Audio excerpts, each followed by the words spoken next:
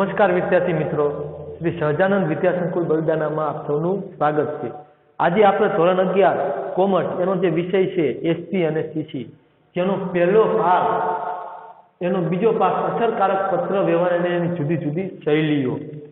તો આને આપણે પહેલા ભાગમાં જોયું હતું કે પત્ર વ્યવહાર જે છે એટલે કે પત્ર લેખન એ આપણને કેવી કેવી રીતે ઉપયોગી છે અને ક્યારથી તે ચાલ્યો આવ્યો છે એનો ઇતિહાસ પણ આપણે જોયો હતો કે રાજા મહારાજાઓ હતા એ પણ આનો ઉપયોગ કરતા હતા પત્ર લેખનનો। એટલે કે આ પદ્ધતિ જે છે એ ખૂબ જ જૂની રહેલી છે। તો પત્ર વ્યવહારની જે લાક્ષણિકતાઓ છે એના લક્ષણો કે એનાથી શું આપણને ફાયદો થાય છે કેવી રીતે એની વિશે આપણે આજે ચર્ચા કરીએ।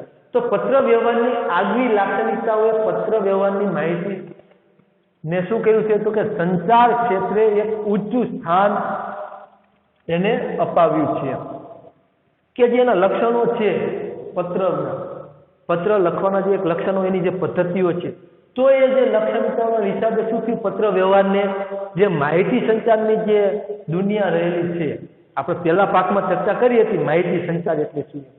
તો એ માહિતી સંચાર ક્ષેત્રે એને શું કર્યું છે પત્ર વ્યવહારને ખૂબ જ ઊંચું સ્થાન અપાવ્યું છે અને તેનું મહત્વ સંદેશા વ્યવહારને આધુનિક યુગમાં પણ જળવાઈ રહ્યું છે।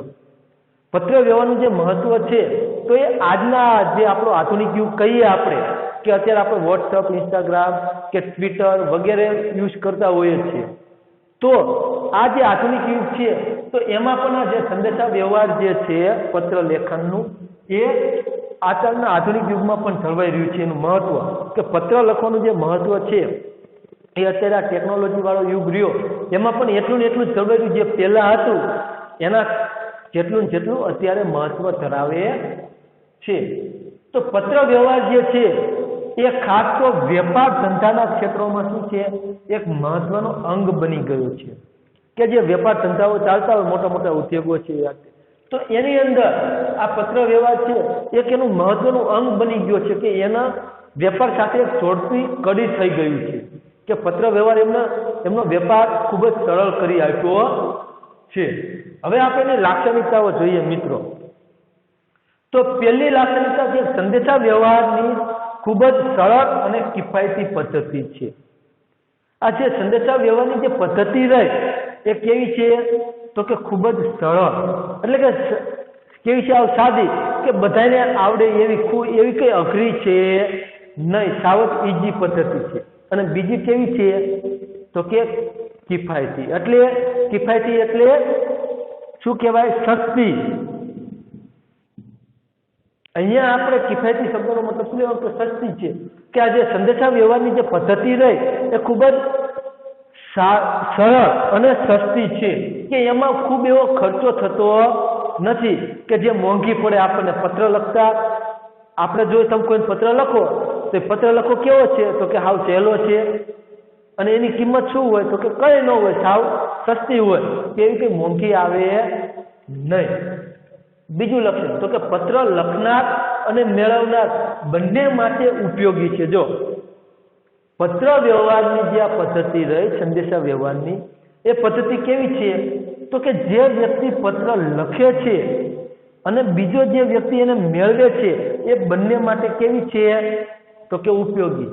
તો કેવી રીતે તો કે જેને પત્ર લખ્યો છે તો એની એક કોપી કાર્બન કોપી એની પાસે રાખી શકે છે બરોબર। જે કાર્બન કોપી એના ટૂંકમાં સીસી કહેવાય છે તો કે એને એ પોતાની પાસે રાખે અને મેળવનાર વ્યક્તિ જે છે એની પાસે એક કોપી મળી જાય તો કે એમને કોઈ ગેરસમજ થઈ હોય તો એ ફરીને પત્રમાં જોવે કે ભાઈ આ વાક્યમાં આવું છે તો ઓલા ચોખવટ કરી શકે ના તો કે એ વાક્ય અમે આના માટે લખ્યું છે એટલે શું થયું તો કે ઉપયોગી આવી કે સામેવાળી વ્યક્તિને મેળવનારી વ્યક્તિને એવું થાય જો કોઈ એવું બને મેળવનાર વ્યક્તિ એમ કે અમને મળ્યું જ નથી તો આપણી પાસે સાબિતી શું રહે તો એના માટે સુવિધા છે સંદેશા વ્યવહારમાં તમે રજીસ્ટર એડી કરો એટલે સામેવાળી વ્યક્તિને જ્યારે એ પત્ર મળે તો એની એક પોઈન્ટ તમારી પાસે પણ પ્રાપ્ત થાય છે કે તમને આપે પાછું એ ત્યાંથી પોસ્ટવાળા કે ભાઈ આ વ્યક્તિને આ તારીખે આ પત્ર મળી ગયો છે એટલે બંને માટે ઉપયોગી છે કે ભાઈ આપણે એને મોકલી હોય માહિતી તો એમાં શું આપણે લખીને મોકલ્યું છે એ આપણને ઉપયોગમાં આવે અને સામેવાળાને પણ એ યાદ રહે છે। ત્રીજું તો કે સ્થળ, અંતર અને સમયની મર્યાદાઓ નડતી નથી. જો પત્ર વ્યવહાર તમે લખો એ કોઈ પણ સ્થળે તમે વિદેશમાં અહીં બેઠા બેઠા તમારે બહાર ઓસ્ટ્રેલિયા, અમેરિકા, કેનેડા, ન્યુઝીલેન્ડ છે, બરોબર, કોઈ પણ જગ્યાએ તમારે લખવો હોય પત્ર તો તમે લખી શકો. એમાં કઈ સ્થળ તમને નડે કે આટલું બધું દૂર છે, સારી ચિઠ્ઠી આપણી પહોંચશે કે નહીં પહોંચે? તો કે ના, એ તો પહોંચી જ જાય. તમે લખો અને સાચું એડ્રેસ તમે અંદર લખી દો ને એ પ્રમાણે જે ટિકિટ ઉપર થતી હોય એ લગાવી આપો. એટલે કોઈ પણ સ્થળે દુનિયાના તમે પત્ર વ્યવહાર કરી શકો છો. અંતર તો ગમે એટલું અંતર હોય, બરોબર, અહીંયાથી હજારો કિલોમીટર દૂર હોય કે લાખો કિલોમીટર દૂર હોય તો પણ પત્ર વ્યવહારમાં ક્યાંય બાધારૂપ બનતું નથી. ફક્ત તમારી પાસે શું હોવું જોઈએ? તમે લખ્યું હોય તો એ સામે જે વ્યક્તિને તમે લખવાના છો, જે વ્યક્તિને, એ વ્યક્તિનું સાચું એડ્રેસ હોવું જોઈએ કે જેથી ત્યાં કને તમારો સંદેશો પહોંચી શકે. સમયની મર્યાદાઓ નડતી નથી, એને કોઈ સમય નડે નહીં. પત્ર વ્યવહારને કોઈ પણ શરીર, એટલે અહીંયા કીધું જો સ્થળ, અંતર અને સમય એની મર્યાદાઓ જે હોય એ તમને ક્યારેય નડે નહીં. તમે ગમે ત્યારે પત્ર એને લખી શકો છો. આગળનું લખો તો કે જે તે માહિતી માટે પત્ર વ્યવહાર કર્યો છે તેનો આધારરૂપ પુરાવો છે. જો ખાસ અગત્યનું કે ધંધા માટે, જેમ અહીંયા આપણે વાત થઈ ને વેપાર ધંધાનું, તો કોઈ વેપાર માટે તમે માહિતી લખી છે, એ માહિતી માટેનો તમે પત્ર વ્યવહાર કર્યો છે કે ભાઈ તમારે તમારી કંપની છે એમાં તમે આટલી વસ્તુ જોઈએ છે કે આ ઓર્ડર તમે કર્યો હોય કોઈ પણ માલ મંગાવવા માટેનો, પ્રોડક્ટ મંગાવવા, તો એના જે માહિતી માટેનો પત્ર વ્યવહાર કર્યો હોય તો એનો આધારરૂપ પુરાવો થાય કે તમે સામેવાળી વ્યક્તિને એ વસ્તુ આપી ને વસ્તુ તમને ટાઈમે નથી મળી, બરોબર, તો કંઈક પ્રશ્ન ઊભો થયો, તમારે કેસ બેસ કરવાનો થયો, તો એના માટે તમે આને શું થાય તો કે આધારરૂપ પુરાવો સાબિત થાય કે જે તે કંપનીએ તમને લખીને આપ્યું હોય કે ભાઈ અમને આટલો 50,000 કે 2 લાખ રૂપિયાનો આ કાચો જે માલ છે અમારે જોઈએ છે, અને તમે એ લાખ રૂપિયાનો 50,000નો કોઈ પણ માલ એમને મોકલો અને એ કંપનીવાળા એમ કે ના ભાઈ અમે મગાયો જ નથી આવડો માલ, અમારો છે નહીં, તો તમારે એનું નુકસાન ભોગવવું પડતું હોય છે. તો એવું નુકસાન ન ભોગવવું પડે, તમે જ્યારે કેસ કર્યો હોય આપણે, તો એ કેસની અંદર અદાલતમાં આ પત્ર જે છે એને આધારરૂપ પુરાવો ગણવામાં આવે છે, કાયદેસરનો પુરાવો ગણાય છે. તો કે સામેવાળા વ્યક્તિ જે છે જેનો પત્ર લખ્યો છે પાછળથી ફરી ન જાય એની સાબિતી રૂપે આપણે એનો ઉપયોગ કરી શકીએ છીએ પુરાવા તરીકે. બીજું તો કે માહિતીને ગુપ્ત રાખી શકાય છે. જો પત્રમાં તમે લખ્યું હોય તો તમે, એટલે કે લખનાર જે વ્યક્તિ છે એ અને મેળવનાર, આ બે વ્યક્તિ વચ્ચે જે માહિતી રહે છે, ગુપ્ત માહિતી, એટલે કે સિક્રેટ રહે છે. તમે લખીને મોકલી દીધો પત્ર, તો તમે લખો છાનામાના એ પત્ર લખી દીધો, બરોબર છે, અને એને પદ મીડિયામાં વ્યવસ્થિત લગાવી મોકલો સામેવાળી વ્યક્તિને, તો એ જ વ્યક્તિને મળવાનો છે એ પત્ર. એટલે એ વ્યક્તિ વાંચશે તો લખનાર અને મેળવનાર આ બંને સિવાય ત્રાહિત વ્યક્તિને એની માહિતી પ્રાપ્ત થતી નથી. હા, પ્રાપ્ત થાય, પણ ક્યારે પ્રાપ્ત થાય? જ્યારે તમે એને એ પત્ર દેખાડો અથવા તો લખનાર વ્યક્તિ બીજાને કે મેં આ પત્રમાં આવું લખ્યું છે, ત્યારે એ માહિતી ત્રાહિત વ્યક્તિને પ્રાપ્ત થાય છે. એ સિવાય ત્રાહિત વ્યક્તિને માહિતી મળતી નથી. બીજું કે ભવિષ્યમાં જરૂર પડે તો એ જે તે માહિતીનો પુનઃ ઉપયોગ કરી શકાય છે. જો કે તમે એકવાર પત્ર લખી દીધો, આપણે અહીંયા જેમ વાત કરી ભાઈ જે તે કંપનીમાંથી તમે માલ ને એવું મગાવતા હોય, બરોબર, ને ફરીને તમારે જરૂર પડી તો તમે ફરીને એને ખાલી ફોન ને એવું કરીને અથવા એને કહી શકો ભાઈ આગળ આપણે જેટલો માલ મગાવ્યો હતો એ પત્રમાં જે જે ક્વોન્ટિટી પ્રમાણે એની ક્વોલિટી જે મગાવી છે એનો જથ્થો ને એ બધું એ મુજબ એ જ ભાવમાં તમે અમને કરી આપશો એમ. એટલે ઓલો કે હા, તો તમે એનો ફરીને એનો ઉપયોગ કરી શકો છો. તમારે બીજી વખત એ બધી વસ્તુ લખવા બેસવાની જરૂર પડતી નથી. પત્રોને સરળતાથી મેળવી અને મોકલી શકાય. જો પત્રો જે છે તો એને આપણે સરળતાથી મેળવી શકીએ ઘરે બેઠા બેઠા. બીજું કે તમે સરળતાથી મોકલી શકો છો. જો એનું કારણ શું? તો કે પત્રો જે છે ટપાલના, તો આપણે વાત કરીએ એમ તો ભારતમાં 1,50,000 કરતાં પણ વધુ સંસ્થાઓ જે છે ટપાલની સરકારી એ કાર્યરત છે. એ સિવાય ખાનગી તમે જુઓ, ખાનગી કુરિયર કે ખાનગી આવડા જે કુરિયર વાળા છે પાર્સલ સુવિધા વાળા, એ તો અલગ, પણ સરકારી જે છે પોસ્ટો એ ગામડાથી લઈને શહેર સુધીમાં ફેલાયેલી છે 1,50,000 સુધીની. તો એમાં ગ્રામ્ય વિસ્તારોમાં પણ તમે આ પત્રને સરળતાથી મોકલી શકો છો અને મેળવી શકો છો. પાર્સલ સેવા પણ મેળવી શકો છો. બીજું, પત્ર લખનાર અને મેળવનારને જોડતી કડી છે. જો કે તમે પત્ર લખો તો તમને અને સામેવાળી બંને વ્યક્તિને જોડીને રાખે છે. એટલે કે તમારા બેના સંબંધો જે છે એ સાચવીને રાખતી એક કડીરૂપ જોવા મળે છે. કે પત્રનું લખાણ જે તે પેઢી કે સંસ્થાની છાપ ઊભી કરે છે. જો કે તમે જે પત્ર લખો તો એ પત્ર લખવાની એક રીત હોય મિત્રો, કે આપણને મન ફાવે એવું આપણે લખી શકીએ નહીં. એની જે આપણે વાંચીએ ને જુદી જુદી શૈલીઓ, તો એના જુદા જુદા પ્રકાર હોય લખવા માટેના. એક વ્યવસ્થિત પદ્ધતિ નક્કી કરવામાં આવે છે. એ પદ્ધતિ મુજબ તમારે પત્ર લખવાનો હોય છે. એટલે કે તમે જે પત્ર લખો છો એમાં તમે કેવા શબ્દ વાપરો છો, તો એ તમારા યોગ્ય જે તમે ઉપયોગ કરેલા શબ્દ છે એ શબ્દો અને તમારું જે વ્યવસ્થિત લખાણ, તો એ લખાણ જે તમે એટલે કે જે પેઢીએ લખેલું હોય એ પેઢી અથવા તો સંસ્થાની છાપ ઊભી કરે સામે મેળવનાર વ્યક્તિ ઉપર, કે ભાઈ આ પત્ર આવો વ્યવસ્થિત લખેલો છે, અંદર સારા વાક્યો લખેલા છે, માનનીય સાહેબ શ્રી આપણે લખીએ કે આદરણીય સાહેબ શ્રી, બરોબર. તો એ જે એવા સારા સારા શબ્દોને એવું લખાણ તમે લખેલું હોય, તો એ જે તમારું લખાણ છે વ્યવસ્થિત પદ્ધતિસરનું, તો એ જે પદ્ધતિસરનું છે લખાણ, તો એ જે તે સંસ્થા અથવા પેઢી જેને પત્ર લખેલો હોય, તો સામેવાળી જે મેળવનાર વ્યક્તિ છે એની ઉપર તમારી જે છાપ રહે એ ઊભી કરે છે કે તમારી સંસ્થાની છાપ કેવી છે, કે આ સંસ્થા કેવી કાર્યરત છે. પછી તમે લખી નાખો ડાયરેક્ટ કે ભાઈ અમારે આમ વસ્તુ જોઈ છે, આ ફલાણું હતું, આડું હળવું લખો. પેલા કામની વસ્તુ હોય પછી લખવાનું, પેલી નકામની વસ્તુ લખી નાખો, તો એ શું કરે, આપણી છાપની અવળી ઊભી થાય. પણ તમે વ્યવસ્થિત પદ્ધતિસર લખો એટલે એ લખવાની પદ્ધતિ, એમાં વપરાયેલા શબ્દો, એના ઉપરથી તમારી છાપ ઊભી થાય, સારી એવી ઉમદા છાપ આપણી ઊભી થતી હોય છે. બીજું છેલ્લું લક્ષણ, તો કે પત્ર જે તે પેઢી કે સંસ્થાનું મૌન સ્વરૂપે પ્રતિનિધિત્વ કરે છે. તમે જે પત્ર લખીને મોકલો ત્યાં, તો તમારું શું કરે છે, તમારું અથવા જે તે પેઢી હોય કે સંસ્થા હોય, તો એનું એ મૌન સ્વરૂપે ત્યાં કને પ્રતિનિધિત્વ કરતો હોય કે તમારી અહીંયા હાજરી દર્શાવતો હોય છે.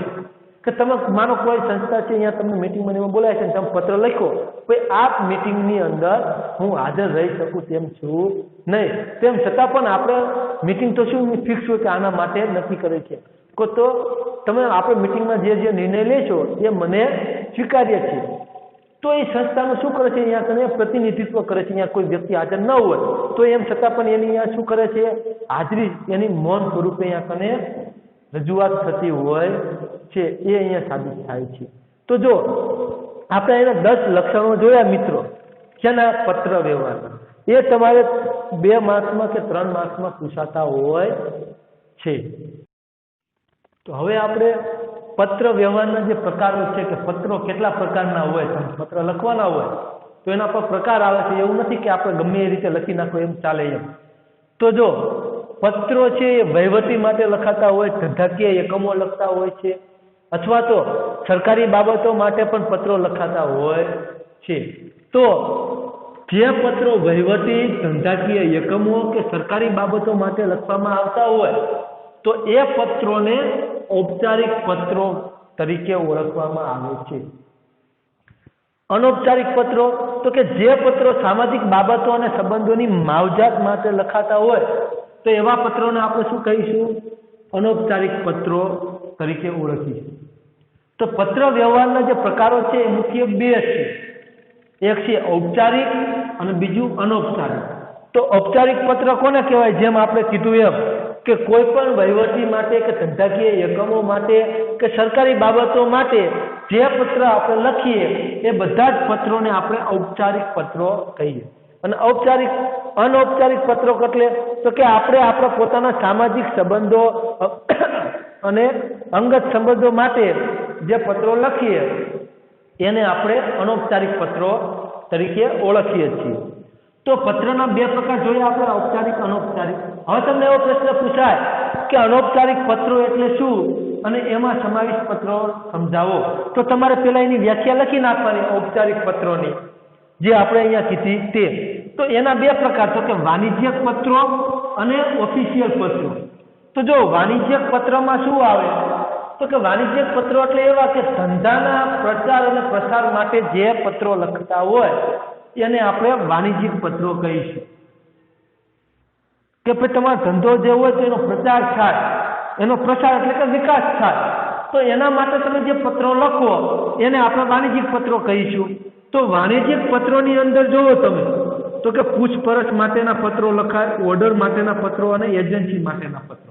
કે ભાઈ તમારે પૂછપરછ કરવી હોય ભાવની એની, ક્યાંથી તમારે માલ લેવું મગાવો, ધંધા માટે જે પ્રોડક્ટ વસ્તુ જોઈએ તમારે તે કાચો માલ, તો એને તમે ભાવ તાલ લેવો માલ, તો એના પત્રો પૂછ માટેના પત્રો છે, પૂછપરછ માટે. ઓર્ડરના પત્રો એટલે કે તમારે કેટલો માલ લેવાનો છે, કેટલા જથ્થામાં લેવાનો છે, એ માટેનો જે તમે પત્ર લખો તો એ ઓર્ડરનો પત્ર થયો. અથવા મેળવો તો પણ તમારા માટે કયો પત્ર થયો તો કે ઓર્ડરનો પત્ર થયો. એજન્સીના પત્રો, તમારે એજન્સી મેળવવી હોય તો એના માટેના જે પત્ર લખો કે અમારે આની એજન્સી મેળવવી છે, એના માટે થઈને તમે જે પત્ર લખો તો એને આપણે એજન્સીના પત્ર તરીકે ઓળખીએ છીએ. પછી બીજું જે છે ઔપચારિકમાં ઓફિશિયલ પત્રો. તો ઓફિશિયલ પત્રો જે છે તો એ આપણે સરકારી સંસ્થાને કે વહીવટી બાબતો માટે પત્ર લખતા હોઈએ છીએ. તો આ પત્રની અંદર કયા પત્રો આવશે તો કે અરજી પત્રકો. તમારે કોઈ પણ પ્રકારની અરજી કરવી હોય તો એના માટેની તમે જે અરજી કરો એ પત્ર આમાં આવે. બીજું છે કે રેશન કાર્ડ માટેની પત્ર, કે તમારે રેશન કાર્ડ મેળવવું હોય એના માટેની તમે જે પત્ર લખો એ આવે. અથવા તો ગૃહ વિભાગને તમે લખો પત્ર, અથવા તો નગરપાલિકાને લખો કે રસ્તાઓ તમારે સારા બનાવવા માટેની તમે અરજી લખીને જે પત્ર લખો એને આપણે ઓફિશિયલ પત્રો કહીએ. અથવા તો ગટરો સાફ કરાવવા માટેના જે પત્ર લખો, આપણે સ્વચ્છતા જળવાઈ રહે એના માટેના જે આપણે પત્રો લખીએ છીએ તો એ બધા પત્રો ઓફિશિયલ પત્રોમાં ગણાય. એ સિવાય જે ટપાલ વિભાગ છે, ફાયર સેફ્ટી વાળાને તમે પત્ર લખો વગેરે. તો આ બધા જે પત્રો છે એ બધા પત્રોને આપણે ઓફિશિયલ પત્રો તરીકે ઓળખીએ છીએ. હવે આવશે અનૌપચારિક પત્રો. તો અનૌપચારિક પત્રો એટલે કયા? તો આપણે જેમ વાત કરી હતી એમ કે સામાજિક અને અંગત સંબંધોમાં જે લખાતા પત્રો છે એને આપણે અનૌપચારિક પત્રો કહીશું.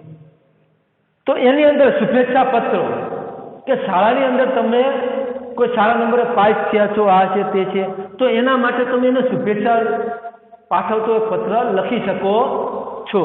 આશ્વાસન પત્રો, કે કોઈને કંઈ દુઃખદ સમાચાર હોય, કોઈ એવી ઘટના ઘટી ગઈ હોય તો એને તમે આશ્વાસન લખતો પત્ર લખી શકો છો. અથવા કોઈ ફેલ થયો તમારો મિત્ર, બરોબર, કે ક્યાંય ધંધામાં એને નુકસાન આવ્યું, એ ભાઈ નિરાશામાં આવી ગયો, તો એને તમે આશ્વાસન, હિંમત આપતો જે પત્ર લખો છો, પ્રોત્સાહન આપતો, તો એને આપણે આશ્વાસન પત્ર કહીશું. અભિનંદન, કે કશામાં એને પ્રગતિ થઈ હોય જેને આપણે કોંગ્રેચ્યુલેશન કહીએ છીએ ભાઈ, તો એ કોંગ્રેચ્યુલેશન કરવા માટે તમે જે પત્ર લખો છો તેને અભિનંદન પત્રો કહેવાય છે. આમંત્રણ પત્ર, કે આપણા ઘરે કે ક્યાંય આપણે સારો પ્રસંગ એવું હોય અને કોઈને આપણે ઇન્વાઇટ કરવા હોય તો એના માટે તમે જે આપણે પત્ર લખીએ છીએ તો એ પત્રોને આપણે આમંત્રણ પત્ર તરીકે ઓળખીએ છીએ. તો આપણે તમે પત્ર વ્યવહારના પ્રકારો જોયા. બે છે પ્રકાર, ઔપચારિક અને અનૌપચારિક.